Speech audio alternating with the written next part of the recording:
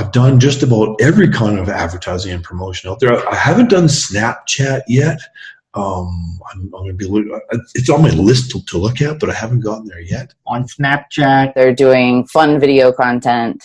They're doing hooky stuff. They're doing stuff with music. They're doing stuff with special graphics. They're not necessarily putting the Snapchat filters on themselves or anything like that, but they're trying to create really smart, really concise, really entertaining short form content that communicates the brand in a positive way.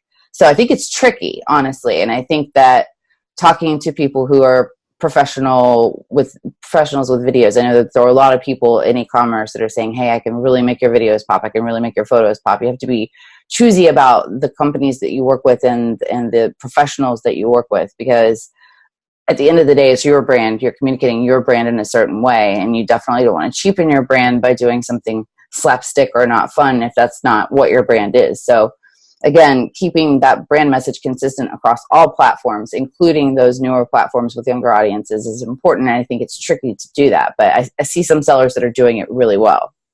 I know most of the big e-commerce players, they have been doing Snapchat ads and they have been making good money like that. So I've been in touch with them. So they have told me, but I didn't have a time to try Snapchat ads.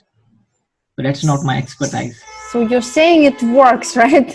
In some cases it works. Because they have been selling e-commerce products. If you've got a younger audience in mind, Snapchat. I have a Snapchat account, but it's basically inactive now.